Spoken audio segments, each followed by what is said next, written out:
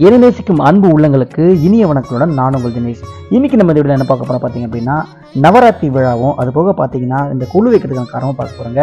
வாங்க இப்போ இந்த வீடியோக்குள்ள போகலாம். அதுக்கு முன்னாடி இந்த வீடியோ நான் எங்கே இருக்குன்னு சொல்லிடுறேங்க. இந்த இடம் பார்த்தீங்கன்னா நான் ஒர்க் பண்ணுற இடமான காஸ்மோன் பில்டிங் அம்பத்தூரில் இருக்கக்கூடிய என்னோட ஆஃபீஸ் தாங்க. அந்த ஆஃபீஸில் பார்த்தீங்கன்னா இந்த பில்டிங் வந்து எப்பவுமே வந்து வருஷம் குழு வைப்பாங்க. ஸோ அந்த வீடியோ உங்களுக்கு காட்டணும், அந்த எக்ஸ்பீரியன்ஸ் நான் பார்த்தேன், நான் ரசித்த விஷயங்களை காட்டணும் தாங்க வீடியோ நான் போட்டிருந்தேன். இந்த வீடியோவில் பார்த்தீங்கன்னா நிறைய சாமி சிலைகள் நிறைய விஷயங்கள் இருக்குது. நான் வந்து ஒன்று ஒன்றா தெளிவாக சொல்ல முடியாது.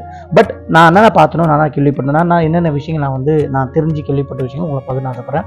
அதில் முதலாவது பார்த்தீங்கன்னா இந்த விழா ஏன் கொண்டாடுறாங்க, இதுக்கு தான் ஃபஸ்ட்டு பார்க்க போகிறோம். துர்கை அம்மாள், துர்கை தாய் அவங்க பார்த்தீங்கன்னா 9 நாள் பயங்கரமான மிகப்பெரிய போரிட்டு மகிஷாசுரன் ஒரு அரக்கனை கொண்டாங்க. ஸோ அந்த நாளில் கொண்டாடுற விதமாக தான் வந்து பார்த்தீங்கன்னா இந்த 9 நாளும் கொள்ளு வைக்கிறாங்க. இதுதான் நான் படித்து ஃபஸ்ட்டு தெரிஞ்ச ரீசன்.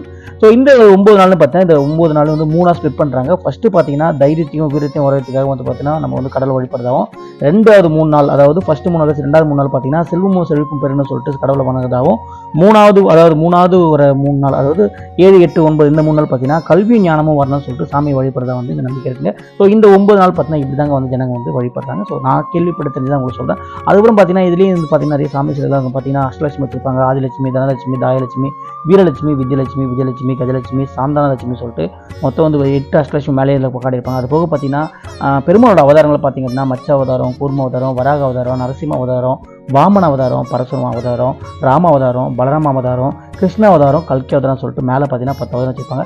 என்னால் அந்த வீடியோ கிட்ட சொல்ல கரெக்டாக காட்ட முடியல. பட் நான் எடுத்த வாய்ஸை கட் பண்ண, ஸோ அதனால தான் இந்த விஷயம் வந்து பலபடி. மற்றபடி பார்த்தீங்கன்னா ஒவ்வொரு வீட்லையும் வந்து கொள்கைக்காரன் பார்த்தீங்கன்னா இந்த உலகத்தை வந்து கடவுள்லாம் படித்தார். ஒவ்வொரு மனுஷனும் எப்படி கடவுள் உருவாக்கணும்னு சொல்லிட்டு ஒவ்வொரு விதத்தில் வந்து எக்ஸ்போஸ் பண்ண மாதிரி ஒவ்வொரு காரணங்களும் ஒவ்வொரு படிக்கட்டில் வந்து வைப்பாங்க. இந்த 9 படிக்கட்டும் வச்சு வீட்டில் வழிபடுறதுனால வந்து பார்த்தீங்கன்னா வீட்டில் வந்து நல்ல சந்தோஷமும் செல்வங்களும் பெருகும், குடும்ப உறவுகள் வந்து ஒன்றா இருக்க சொல்லிட்டு ஒரு நம்பிக்கை. ஸோ அந்த நம்பிக்கை ஃபாலோ பண்ணுறது இந்த குழு வந்து கொண்டாடுறாங்க.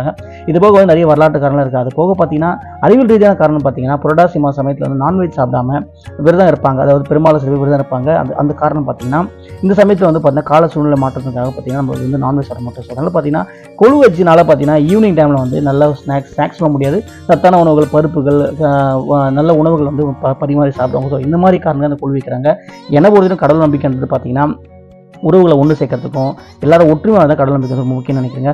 அந்த வகையில் பார்த்தீங்கன்னா இந்த குழு வந்து ரொம்ப சிறப்பாக கொண்டாடுறாங்க. அது மட்டும் இல்லாமல் இந்த குழுவில் பார்த்தீங்கன்னா துர்கை அம்மனையும், லட்சுமி தேவியும், சரஸ்வதி இந்த 30 தேவிகளை வந்து வணங்குறத வந்து நம்பிக்கைங்க. இந்த மாதிரி வந்து கடவுள் வழிபாடு பண்ணோம் அப்படின்னா குடும்பங்கள் செழிப்பாகவும் நல்ல வளமாகவும் நலமாகவும் இருக்கும் சொல்லிட்டு நம்பிக்கைங்க.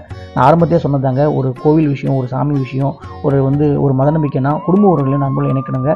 அந்த வகையில் அந்த குழு வந்து நிறைய ஃபேமிலியை வந்து இணைக்கணும். ஏன்னு பார்த்தீங்கன்னா நண்பர்கள் வீட்டில் குழு வச்சாங்கன்னா உறவினர் குழு வச்சா வீட்டுக்கு அழைப்பாங்க, அழைச்சி குழந்தைகளை கொண்டு வச்சு மகிழ்ச்சியாக சந்தோஷமாக அந்த குழு பார்க்குறது இதெல்லாம் ஒரு நல்ல எக்ஸ்பீரியன்ஸுங்க. ஸோ அந்த விஷயத்தை வந்து நான் ஆஃபீஸில் பார்த்த விஷயம் பகிர்ந்துறேன்.